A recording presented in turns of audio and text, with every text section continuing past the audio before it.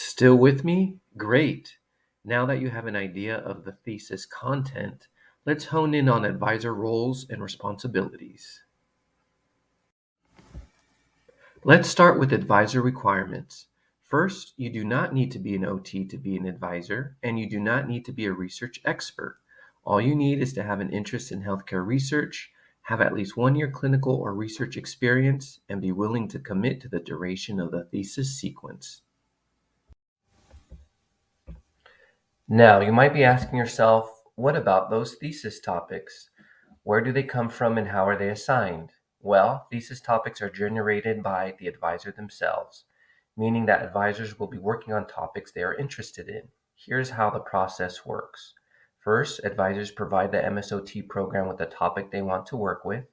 Then, the program surveys students in order to assign students to the advisor-generated thesis topics.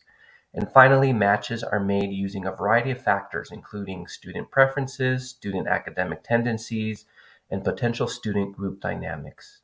When it's all said and done, the goal is to create thesis groups where students and their advisor are interested in the thesis topic. Don't worry if you don't have a polished topic at the start of the process. It's okay for thesis topics to evolve and become refined as the thesis process progresses. Here's a general guideline as to the time commitment expected from thesis advisors. For OT 5014, it's about an 8 to 10 hour time commitment for the entire 14 to 15 week term. For OT 5016, since you are expected to meet with your thesis group weekly, it's about a 20 to 25 hour time commitment for the entire 14 to 15 week term. For OT 5017, again, you are expected to meet with your thesis group weekly, which comes out to about a 20 to 25 hour time commitment. Time commitments may vary depending on the needs of your thesis group.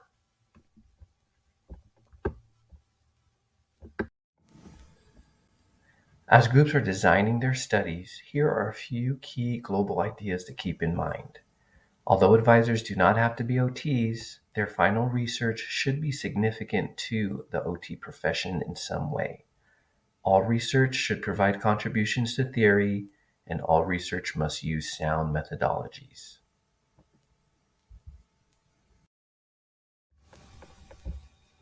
Congratulations! You've made it to the end of this presentation. Here are some final notes on the thesis advisor role. If you are not full-time staff at Stanford University, you get paid to be an advisor. Many of our advisors have used the thesis process to support their own research interests. After the Stanford University thesis process, we have had groups who have successfully gotten their work published in peer-reviewed journals or who have been accepted to present at academic conferences. Prior to the start of the thesis sequence, advisors receive a detailed orientation to the process. There are a variety of resources to support advisors and their groups throughout the thesis sequence, including Stanford University IRB, Stanford University Learning Resource Center, Stanford University Research and Grant Writing Committee, and the MSOT program. Thank you so much for your time and consideration. We would love to have you on board as a thesis advisor. Please do not hesitate to reach out with any further questions.